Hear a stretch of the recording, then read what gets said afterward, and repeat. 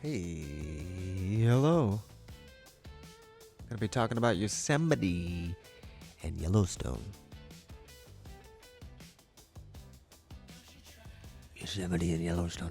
We're gonna be talking about how I got into them, how I started working at them, how long I worked at them, all the maybe couple little stories along the way. I got some coffee. I got some coffee right here. I'm ready. I'm ready. I'm ready. Are you ready? I'm ready. I'm ready. Ready. Kind of ready. It all started back when I was like 19 and I was working at a college.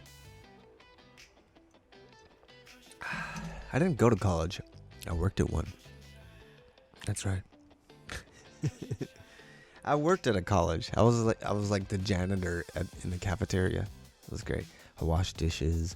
I pulled out frozen cookies from the refrigerator for them to make. And then there was like a little Taco Bell cart inside the cafeteria hall that I worked at. It was me and this Mexican lady. We just made burritos for lunch. And then we'd shut it down and, it was just lunchtime. Oh, we made breakfast burritos too. That's right. We opened at like 9 or something and went till like 11. It was weird. It was just like a short, but then the rest of the time I was like mopping and sweeping and washing dishes from the cafeteria kitchen. Oh, they had the best banana bread. Oh, I'll never forget that job. That was a cool job, except for getting paid once a month. Anyways, there was this job fair that came to the college, and right outside of the cafeteria, and I was on my break, and I went out there, and my girlfriend at the time, my high school girlfriend, she was going to school at the college, and she was on a break, and we met up in the little area where there was jobs, right? And we were walking around all these tables. They had jobs for all these different things, and I'm like, none of this is, like, we're just kind of like, huh, what? And then we saw this one that had these little canvas tents, little model on the table of these little canvas tents, and we're like, what's that? What are these tents? What are these? What's going on? We can go camping? So we walked over there, and they were like, come work in Yosemite for the summer. You get to live in these little tents, and you get to work and choose all these places to work and stuff. And all you got to do is like fill out this application right here. So we'll send it in for you. We'll take it. We'll call you. We'll let you know. And you'll go down to this place, take a drug test, and then you get in. That was like the only requirement. And then you go. They hire you. And you just show up there.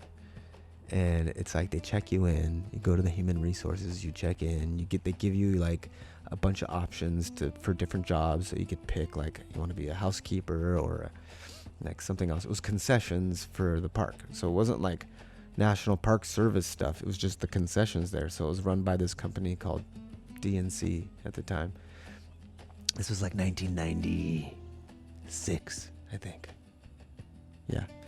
And so me and my girlfriend got jobs there. And then at the end of the year, we like went there. It was like May 22nd or something. We're like, all right, it's time to go. So we got a ride up there. We got dropped off. My mom and my stepdad drove us up there, and we dropped us off. And we show up, we get our jobs, and then they checked us in. There was like an orientation. They like told us all about working in the park and then wild animals and all the questions you're going to get from people, like about when do you turn on the waterfalls and stuff like that. When do you let out the deer? You get all kinds of stuff. Their number one thing they told you was like, when people go on vacation, they leave their brains at home. And it's kind of true. People just like forget, what they're doing. It's funny. And a lot of people die in the park. There's a lot of people falling off cliffs and stuff. It happens all the time. It's crazy. The first summer I was there, like a whole bunch of people fell off of stuff. Like, wow, okay. I mean, there's guardrails and stuff. There's signs, people just, let me get a picture. They crawl out there. Whoa! Also climbing. There's a lot of people who climb there who fall and stuff. So anyways, we check in. We get there. I'm like 19 or 20, 19, I think. And it's 1996, and we get there. It's like summer camp for grown kids. It's like a bunch of people from all over the country coming to work there that are like young, like us. It was like summer camp. Everyone's drinking and hanging out, and there's like communal kitchens, and And there's smoking and this. It's like a big old camp out. It's great. It's like, I mean, there wasn't a lot of drinking. We had to work, and I didn't drink, so I was just like, stay away from that campfire. But it was like very communal. There was people. Hanging out, and they had like community centers for like the employees. They had like weight rooms and things you could sign up for, activities like community hikes, go hiking together and do all this stuff. Like, it's great. And then later on, like years later, they ended up building all this like really nice employee stuff, tons of activities. Like now, if you work there, there's some cool stuff you get. But at the time, they didn't have all this stuff when I worked there. There was a flood that happened and all kinds of stuff, and then they changed hands. The concessions changed hands, and now there's all those. This is the whole other bunch of stuff. But I'm pretty sure you can still get a job the same way, because there's always going to be tourism in Yosemite for some reason. People come to go there from all over the world. When I worked there was like a lot of French people, a lot of Japanese people, a lot of Germans, they're just every year, every summer, flooded that. They flood the place. So anyways, you got people coming from all over the world. I ended up becoming a maid. I was like housekeeper. I like that job. No one messes with you. You just go clean rooms. I could do that. So I did that for a while, and it was fun. I met all kinds of cool people. I met this guy, Bill, who taught me how to rock climb. Took me rock climbing all over the place. I got a harness. I got all the stuff, like got into it. The lingo, bomber hold, man. Got totally into it. It was great. I loved it. Met so many people that way. Went on all kinds of adventures. And I wasn't really into hiking at all. Like before I went, I mean, me and my friends would go like up the river and like do things back there around the house, around where I grew up. There's all kinds of mountainy stuff. Go to Joshua Tree all the time. But that wasn't like hiking. We didn't go miles back into the backcountry, But when I moved to Yosemite, I got to know what hiking for long periods of time does to you. Like, like when you burn out and then you get a second wind and then you get a third wind and then, you get up over the pass and getting up to the summit and you like never quite get there. And then you finally get there, and then that coming over the top and you're like, what the views and Yosemite. Oh man. It only took a few months before I would realize like that was where I wanted to be forever. Like it was great. I ended up spending the next like 10 plus years of my life there. Clean water, high altitude lakes, tons of hiking. Everybody always wants somebody to go hiking with. It never ends. You just, okay, I'll go. Now let's go. Let's get back there.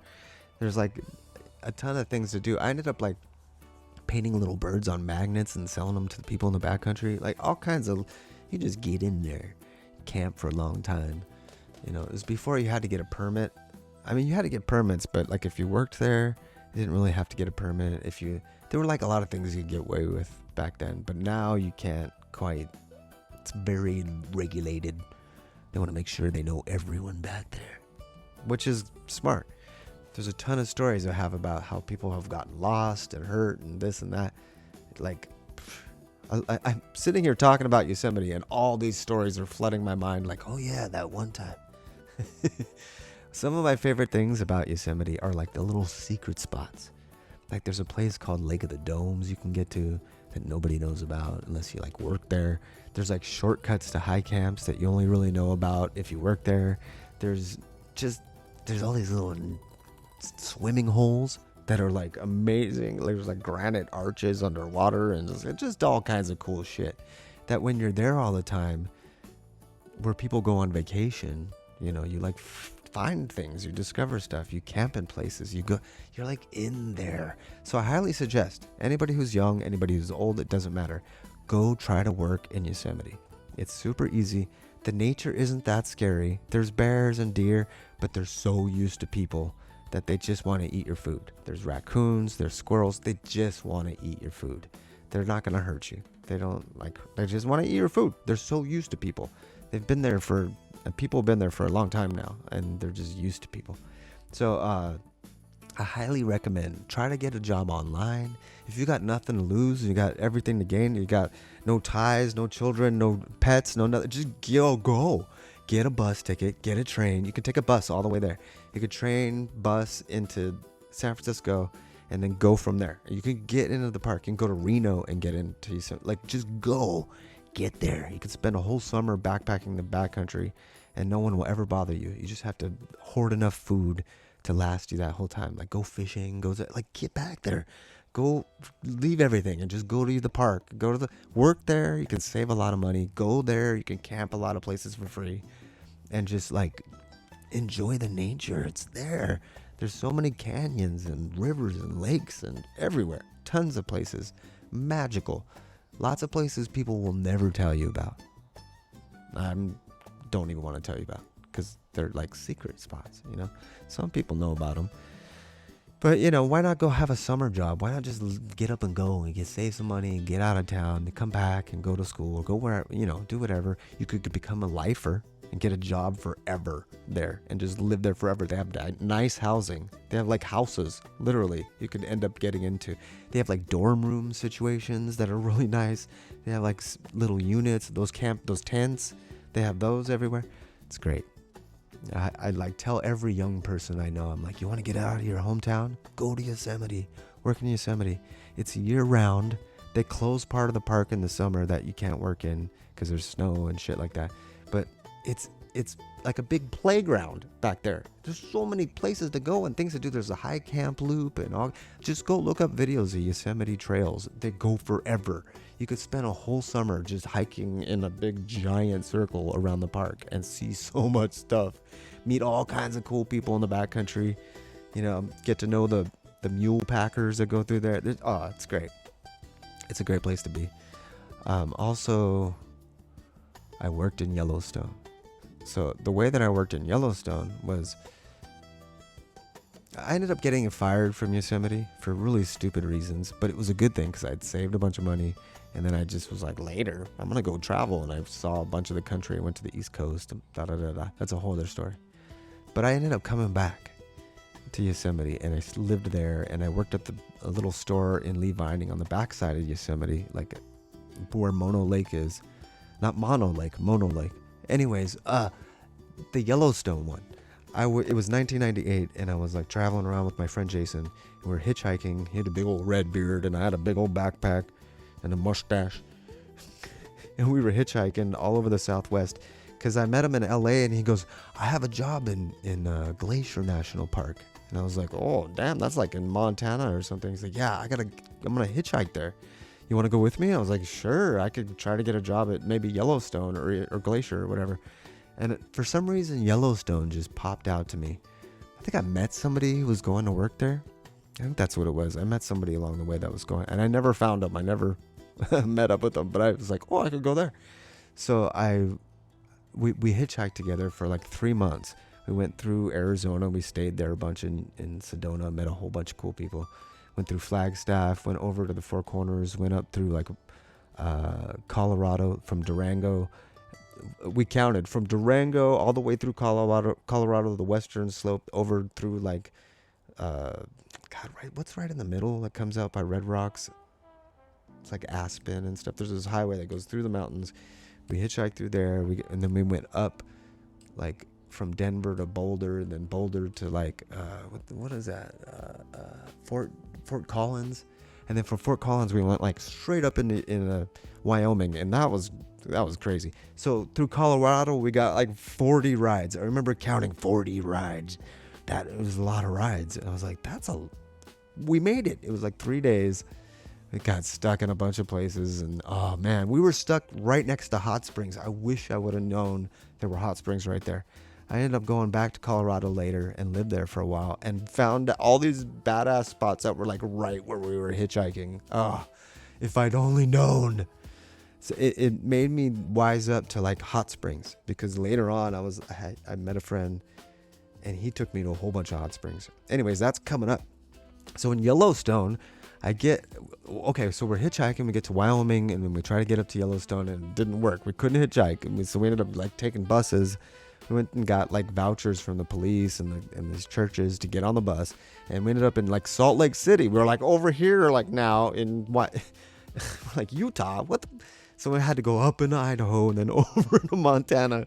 And finally we're like, oh, we made it. We couldn't get through Jackson Hole. Like nobody was picking us up to go from the south entrance into Yellowstone. It just didn't happen. So we ended up going all the way around. It took us like 4 extra days. There's a ton of stories about that trip. We're sitting in this, we walk into this diner in like Bozeman, Montana. And there, it's like smoky. People are smoking in there. I was like, what the hell? What? California guy over here. People smoking. And there's like phones on the table. Well, there's a phone there. Like, what? No, all the tables have phones in the booth. You know, you got to... my friend just picks it up and starts calling people. Like, all kinds of people. I was like, dude, you're going to have to pay for that. Like, what the fuck? He's like, nah, whatever. And he's calling his sister, his mom. I was like, dude, all right. And he's like, okay, I think I have to go. We're looking at the map. And he's like, I have to go north from here. And I was like, well, I got to go south. This is where Yellowstone is. And so he's like, oh, okay, here, and gives me like a tarp that he had. That he's like, you need this. I was like, okay. I had that tarp for years. It was great. So then he goes north. I go south. We hug each other. Dude, it was like the best. I didn't see him for years. I still haven't seen him. I just reconnected with him this last year. We just kind of went our own lifetimes. But anyways, he went north, went to Glacier National Park. His roommate got eaten by a bear. There's crazy stories on his end. Like in Glacier National Park, there's grizzly bears.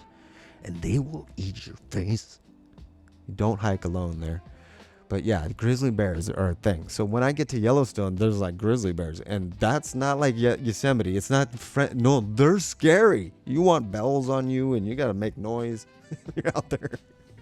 Like, you don't hike alone. Yellowstone's a whole different thing. There's like wild shit out there. There's hot springs and stuff that melt your face too. So anyways, there's a book they sell in the gift store in Yellowstone that just says Deaths of Yellowstone. And it's like this thick. It's so big. People just fall in all the time. So anyways, I thought someone was calling my name. So Yellowstone, I get there and I just show up. I didn't call. I didn't tell. It's 1998. And I show up at this bus station where the bus station drops me off. And it's like middle of nowhere. Gardner, Montana, or some little town near there. But it's on the way into the northern entrance. And it's like the northeastern entrance. Because there's like one up here, one up here, one up here. There's all these different entrances. So I'm actually at the right one where the human resources is. Like, I somehow ended up, because all the other ones, you don't want to go that way. You want to go the way I went. So it was kind of accidentally on purpose. So, you know, I ended up in the right place, the right time. So I get out of the bus. I got my backpack. I look like all these other people that are standing there waiting for another bus. And I'm like, I wonder what they're waiting for. And I walk up to one of them. I was like, hey, where are you going? And they're like, oh, we're all going to Yellowstone to work. And, you know, this is where their bus picks you up to go to the human resources. And I was like, okay. And they're like, do you have a job? And I was like, well, I'm trying to get one. They're like, well, come on, let's go. Just like another employee. But they're like, just get on. They won't say nothing. They're not taking tickets or anything. They know we're supposed to be here. And I was like, okay. So I get on. And it takes me like 50 miles to the border of the park. There's a little town. I think that's Gardner. And then there was like a human resources office right there. Right next to, like, on the border of the park. And so everyone unloads, gets off, and they all go in the human resources. And I'm like, I'm following with my big old backpack. I get in there, and I meet all these cool people. And I stand at the back of the line, and I wait for everyone to get processed. It's like, not that long, like an hour. And then I'm like, and everyone starts leaving. I'm like, where's everyone going?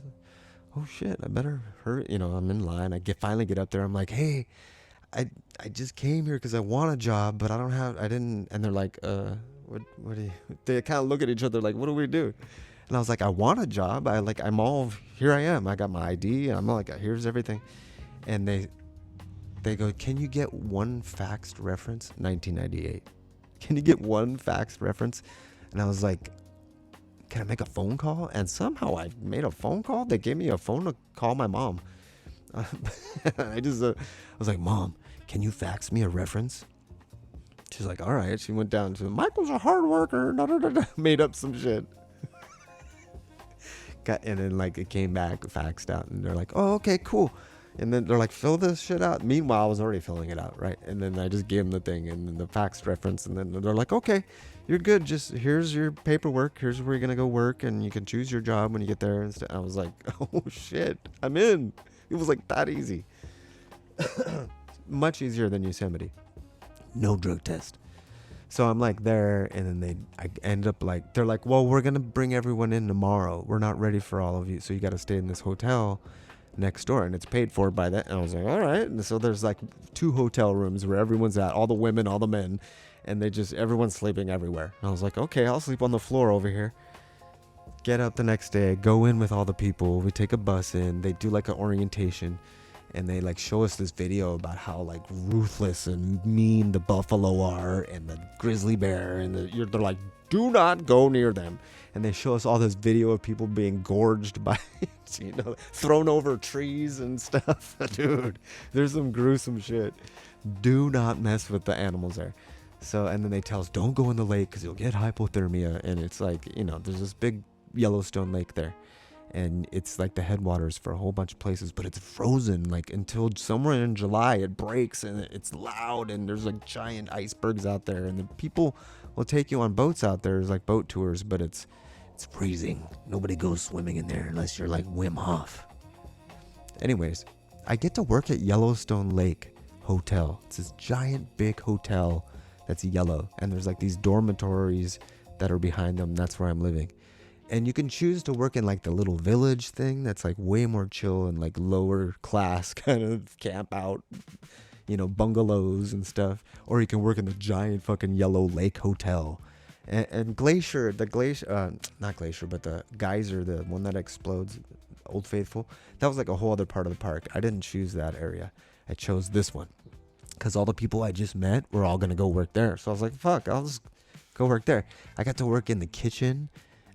Early, like 5:45 in the morning, I show up, and then I was making like the breakfast buffet stuff. So I'm like making cream cheese and fruit salads, and I put them out for the breakfast buffet, little tiny bagels and all that. And then I'd bring out all the French toast and all the stuff that they're making on the big old flats, all the eggs and stuff. I put it out there. I'm like the guy. I have a little bow tie, tuxedo, a little black visor, and my hair all tied back. It's like, yeah. I've been hitchhiking for 4 months, but now I'm all professional. My bow tie, my black visor. Oh my God, it was the best. And so I'm like working there in this nice 5-star hotel. Look it up. It's the Yellowstone Hotel. And there's giant fucking windows overlooking the lake and stuff. And there's this dude over there playing piano. I hear him every morning. He's out there in the lobby playing piano. This is giant fucking grand piano with this view that's just amazing. People everywhere just like, ah. And I could hear him every day. And finally, one day after work, I walked over there and I was like, who's this guy? He was playing like Grateful Dead and like just Little Feat and stuff. And I'm like, what? And then like Chopin and stuff, like Beethoven. And I don't know, Beethoven. I don't think he was playing Beethoven. Anyways, he was out there jamming. And I was like, hey, what's up? And we got along so great. His name was Jim. He ended up like opening up a couple restaurants. I went and worked at a few of his restaurants. Long story short, ended up becoming good friends, and I quit my job after 3 months because he's like, you want to come run a restaurant with me in Colorado? And I was like, oh yeah, okay. So that's a whole other story. So I worked there for about 3.5 months. I met a bunch of cool kids, and I got them all to quit their jobs and go hitchhiking over to the Oregon Country Fair, because I heard that was badass. I was like, you guys, let's go to the Oregon Country Fair. And I was like, I'm going to go to Yosemite afterwards. Anybody want to go with me? And so like 3 dudes were like, yeah, let's go. And so there was a couple cars. We got a couple people to quit that had cars. So we didn't have to hitchhike to Oregon. But once we got to Oregon, we all kind of went our own separate ways. And those are some other stories. That's a whole other stories. Those were hitchhiking stories I got in another video. But anyways, working in Yellowstone is great. And the Oregon Country Fair, oh my God. Okay. That's a whole other video. But, it's easy. Yellowstone is different than Yosemite. It's more wild, but it's seasonal. Like the whole park shuts down in Yellowstone. And then like for the winter. And then it reopens in the winter. No, actually, I think Old Faithful stays open. A couple things stay open, but most of it shuts down. Like the lake hotel and all that stuff shuts down. So everyone there was seasonal, which would made it like a whole different vibe. Everyone was like super stoked to come back and work against their summer job. And it's great. You get to save money. You're not spending it on all kinds of shit. The housing's included. Working in national parks is doable because, if you don't need a bunch of stuff, you get to live somewhere where people go on vacation. Just look it up. Just look up employee videos from Yosemite, Yellowstone. Like Yellowstone was cool because they had like their own bar and shit, and all like an open mic, pool tables. Like they had all this cool shit for employees. Yosemite has that now, but when I was working there, they didn't have that much stuff. But now they have all kinds of employee rec areas where there's tons of stuff to do. It's pretty cool. Like if you want to feel like in a community, part of a community, without having to like go buy a piece of property and like do like off-grid, go work at a national park. It's cool. You're part of like a thing. There's people who go there for a season. There's people who go there just for like, once in their life, and then that's it. There's people who stay there forever. It's like they're like lifers. They're like, I can't leave. This is the best. I found it. I think about it every single day. It changed my life. Yosemite, Yellowstone, living somewhere in a wild place like that, it made me feel safer out there than in the city. And like I feel at home. I could be in the darkness in the woods and it just feels, I love it. I love the smell of the pine needles. I love the insects, the everything, the little creeks, the water, the cleanness of that glacier fed, everything is so just, it's amazing. You know what the foreigners say about Yosemite and Yellowstone? I can't believe how clean it is. That's what they always say. They always say that. They're like, I can't believe how clean. They're like, there's no pollution. There's no graffiti. There's not, because it's a national park and it's protected. It's clean. Until next time, I hope you come back with stories about how you went to work in a national park. Go work in a national park. I dare you. Everyone should do it at least once. It's great. Encourage your children to go there. They'll have great stories. They'll meet all kinds of people from all over the world. They'll get to go stay with those people maybe. That was the best thing too, is I met people from all over the country and I got to go stay with them. All right. The next video will be music festivals. I went to a lot of those. It was crazy. I'm kind of over them now. I'll still go every once in a while, but kind of over it. All right. Later. Goodbye. Comment, like, subscribe, do the things. Go to these. Check these out. Cheers.